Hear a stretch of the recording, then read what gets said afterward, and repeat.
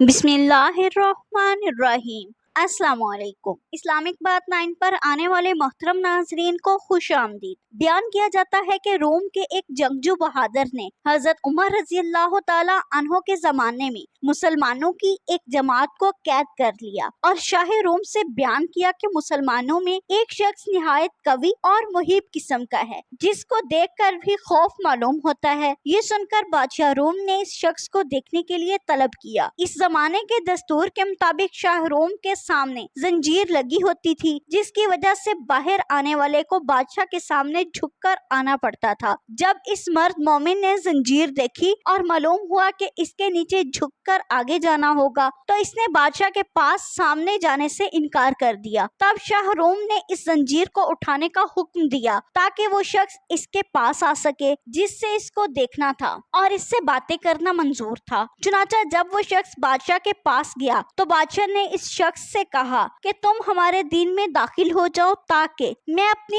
انگوٹھی تم کو پہنا کر روم کی سلطنت عطا کر دوں۔ یہ سن کر اس مرد مومن نے کہا کہ دنیا کا آخر کتنا حصہ تیرے قبضے میں ہے؟ بادشاہ کہنے لگا دنیا کا تقریباً تہائی یا چوتھائی حصہ میرے قبضے میں ہے۔ اس مرد مومن نے جواب دیا کہ اگر پوری دنیا بھی تیرے قبضے میں ہوتی اور تو ایک دن کی اذان کے عوض مجھے دیتا تو میں تب بھی یہ تیری دعوت قبول نہ کرتا، جبکہ تو اپنی سلطنت کے عوض میرا ایمان خریدنا چاہتا ہے۔ شاہ روم نے یہ سن کر دریافت کیا کہ اذان کیا چیز ہے تو مرد مومن نے اس کے سامنے اذان کے کلمات پڑھے۔ یہ سن کر شاہ روم سمجھ گیا کہ اس کے دل میں حضرت محمد صلی اللہ علیہ وآلہ وسلم کی محبت سما چکی ہے، اس طرح کام نہیں چلے گا۔ یہ سوچ کر اس نے حکم دیا کہ ایک دیگ میں پانی کھلا کر اس شخص کو اس میں ڈال دیا تاکہ کھولتے پانی میں پڑھ کر اس کا کام تمام ہو جائے یا خوف کھا کر اپنے دین سے پھر جائے۔ چنانچہ حکم کی تعمیل کی گئی۔ جب اس مرد مومن کو دیگ میں ڈالا گیا تو وہ بسم اللہ پڑھ کر داخل ہوا اور حکم الہی کی برکت سے دوسری جانب سے باہر آ گیا۔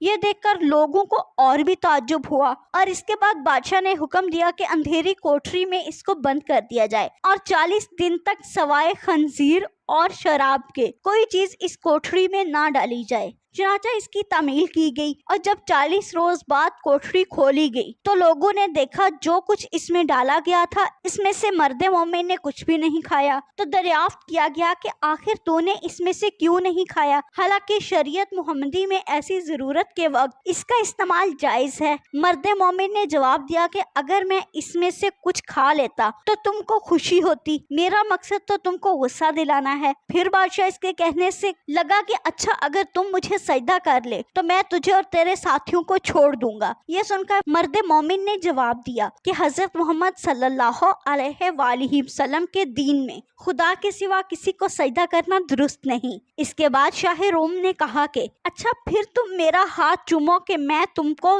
اور تمہارے ساتھیوں کو رہا کر دوں۔ مرد مومن نے جواب دیا کہ ہاتھ کا بوسہ دینا صرف باپ، سلطان عادل اور استاد کے لیے جائز ہے، دوسروں کے لیے نہیں۔ پھر شاہ روم نے کہا کہ اچھا میری پیشانی کو بوسہ دو، تو اس پر مرد مومن نے جواب دیا کہ ہاں یہ ایک شرط کے ساتھ ممکن ہے۔ بادشاہ نے کہا جس طرح تم کو منظور ہو۔ پس مرد مومن نے اپنی آستین اس کی پیشانی پر رکھی اور اس کو چوم لیا اس نیت سے کہ میں اپنی آستین کو بوسہ دے رہا ہوں۔ اس کے بعد بادشاہ نے اس مرد مومن کو اس کے ساتھیوں ساتھ بہت سا مال دے کر رہا کر دیا اور حضرت عمر رضی اللہ تعالی عنہ کو خط لکھا کہ اگر یہ شخص ہمارے شہر میں ہمارے دین پر ہوتا تو ہم اس کی پرستش کیا کرتے۔ چنانچہ جب وہ شخص مرد مومن حضرت عمر رضی اللہ تعالی عنہ کی خدمت میں حاضر ہوا تو آپ رضی اللہ تعالی عنہ نے حکم دیا کہ مال سب کا سب اپنے حصے کے لیے مخصوص نہ کر لو، بلکہ اس میں سے رسول اللہ صلی اللہ علیہ وآلہ وسلم کے شہر کے لوگوں کو بھی شامل کر لو۔ یہ سن کر مرد مومن نے اس کی تعمیل کی اور جو عطیہ یا نذرانہ اس کو ملا اس میں سب کو شریک کر لیا۔ اس واقعے سے ہمیں یہ سبق ملتا ہے کہ سچ یہ ہے کہ جو شخص ایمان و اخلاص کے ساتھ اللہ پر بھروسہ کرتا ہے اللہ تعالیٰ ہر حال میں اس کی مدد فرماتا ہے۔ چنانچہ ہمیں بھی چاہیے کہ ہر موڑ پر اللہ اور صرف اللہ پر نظر رکھ۔ اللہ تعالیٰ ہم سب کو عمل کرنے کی توفیق عطا فرمائے، آمین۔ مزید اسلامک ویڈیوز دیکھنے کے لیے ہمارے چینل کو سبسکرائب کریں۔